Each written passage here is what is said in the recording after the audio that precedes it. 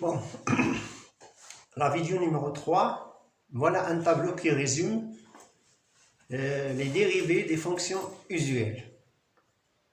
Alors, pour la fonction f qui est associée à x une constante a, qu'on appelle la fonction constante, f de x égale à 2 par exemple, f de x égale à moins 7, f de x égale à a, une constante, sa fonction dérivée c'est la fonction nulle. On dit que la dérivée d'une constante est la fonction nulle.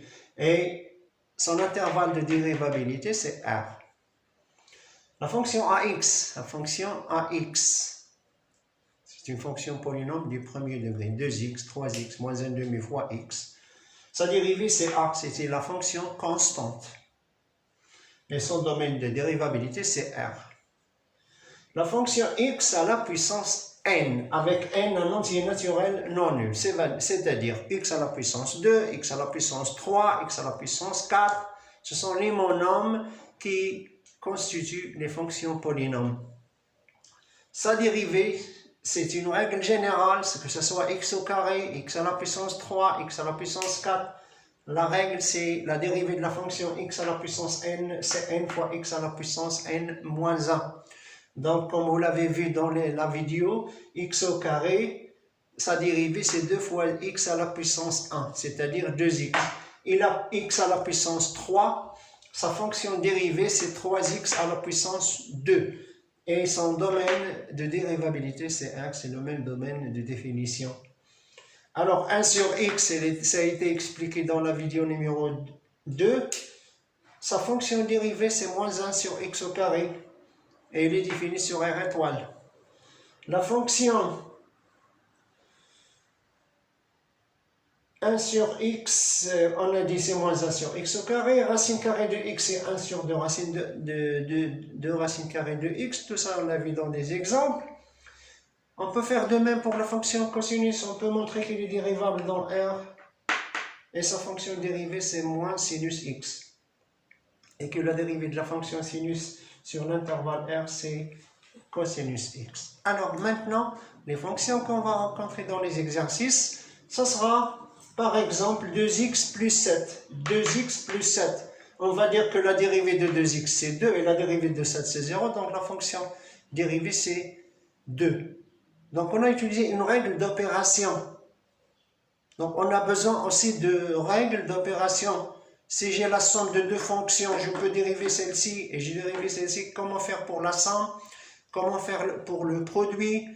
Par exemple, j'ai x cos x. X cos x. Est-ce que j'ai dérivé x toute seule et cos x toute seule? Non. Donc chaque opération a une règle pour la dérivation.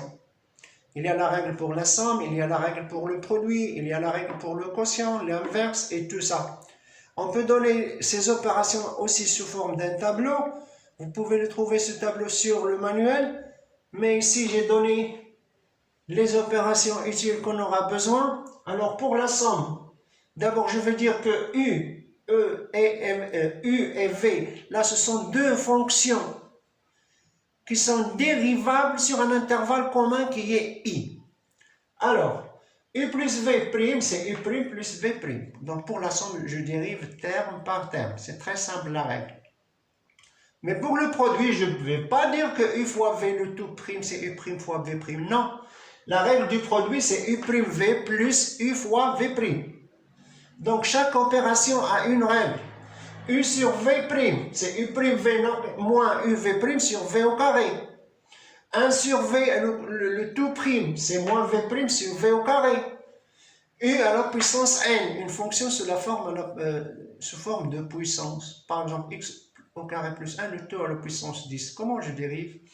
C'est n fois U à la puissance n moins 1 fois U'. D'accord? Alors, racine carrée de U', c'est U' sur 2 racine carrée de U. Et ces deux-là, j'ai dû les ajouter dans le tableau. C'est la composée de deux fonctions. Comment on dérive la composée de fonctions? La dérivée de cosinus, c'est sinus, c'est moins sinus. Et la dérivée de ax plus b, c'est a, donc c'est moins 1 sinus ax plus b. Et la dérivée de sinus ax plus b, c'est a cos ax plus b. c'est grâce à la formule que je n'ai pas encore donnée de g rang f, le tout prime, c'est g' de f de x multiplié par f' de x. C'est-à-dire, je dérive ce qui est à l'extérieur et je multiplie par la dérivée de ce qui est à l'intérieur. La dérivée du cosinus, c'est moins sinus, donc c'est moins sinus de ax plus b multiplié par la dérivée de ce qui est là, multiplié par a. Donc c'est moins a sinus ax plus b.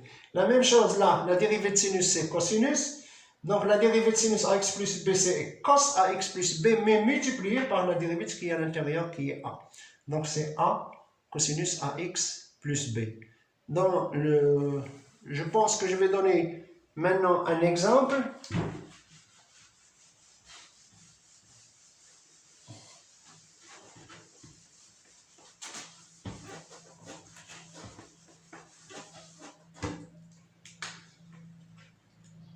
F de x égale x à la puissance 3 plus 4x moins 5. Je connais bien qu'il est défini sans R sur R. Alors tenez bien, encore une autre règle que je vais donner ici. Toute fonction polynôme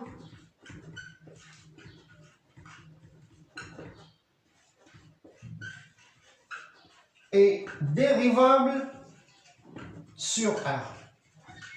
Là, c'est une règle générale. Parce que c'est une somme des fonctions usuelles et on connaît qu'ils sont tous dérivables. Donc c'est une règle générale. Une fois trouvé une fonction polynôme, je ne vais pas étudier sa dérivée sur R parce que c'est devenu une règle connue. Toute fonction polynôme est dérivable sur R. Alors, si on me demande la question maintenant, alors tenez bien cette différence. Il y a deux sortes de questions. Étudier la dérivabilité sur un intervalle et puis donner la fonction dérivée. Si on vous demande d'étudier la dérivabilité de f sur R, pour celle-ci, je dis f est une fonction polynôme, donc elle est dérivable sur R. Voilà la réponse. Si on vous demande de donner la fonction dérivée, alors là, c'est une autre question. Alors, quel que soit x appartenant à R, là, f' de x, là, j'ai une somme. Je dérive terme par terme. La dérivée de x à la puissance 3, c'est 3x au carré, plus la dérivée de 4x, qui est 4, plus la dérivée de moins 5, qui est 0. Voilà.